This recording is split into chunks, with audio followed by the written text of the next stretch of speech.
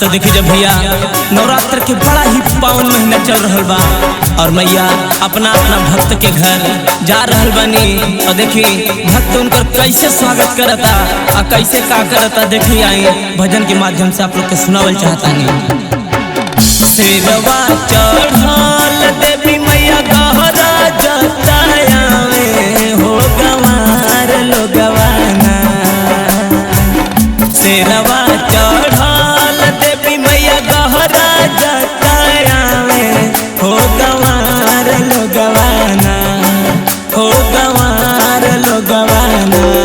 मैया के मरमो ना जाने हो गवार लोगवाना, मैया के मरमो ना जाने हो गवार लोगवाना।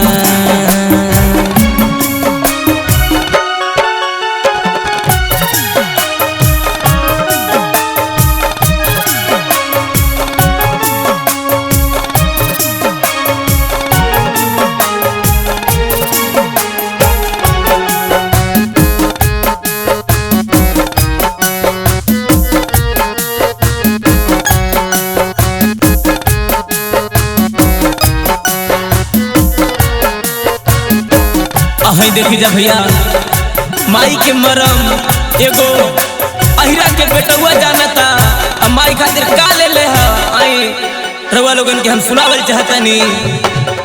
एक तो मरम जाने अहिरा के बेटुआ हो कि घिउआ लिहलेना।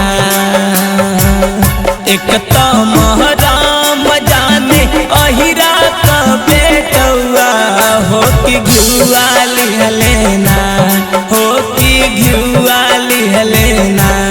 माई के चौरिया भैले ठाड़ हो कि घिउआ लिहलेना, माई के चौरिया भैले ठाड़ हो कि घिउआ लिहलेना।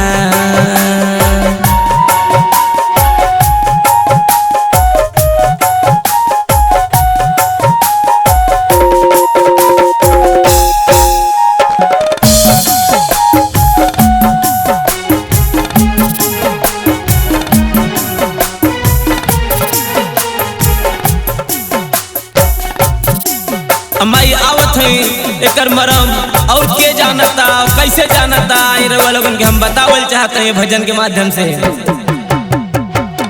एक तो मरम जाने मलिया का बेटुआ हो कि फुलवा लिहलेना।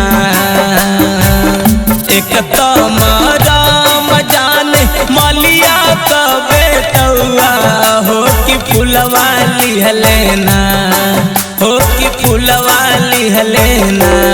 माई के चौरिया भैले ठाड़ हो कि फुलवा लिहलेना, माई के चौरिया भैले ठाड़ हो कि फुलवा लिहलेना।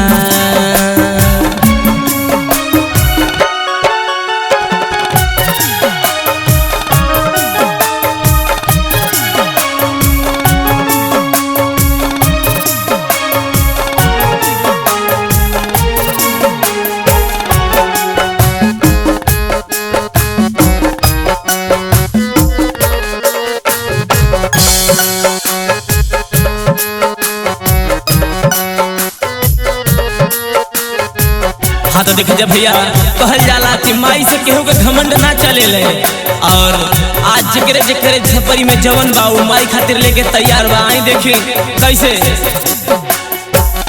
एक तो मरम जान बजवा का बेटुआ हो चुनरिया लिहलेना।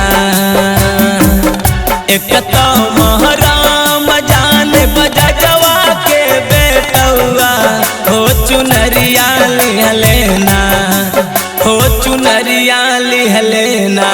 तमाई के चौरिया भैले ठाड़ हो चुनरिया लिहलेना, माई के चौरिया भैले ठाड़ हो चुनरिया लिहलेना।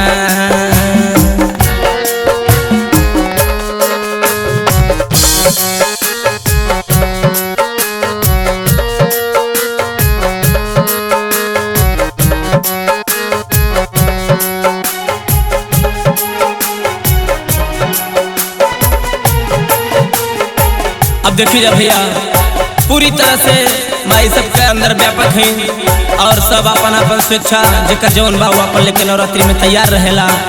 आए आगे और भी कुछ एक राम जाने बबना का बेटुआ हो दसंगिया लिहलेना।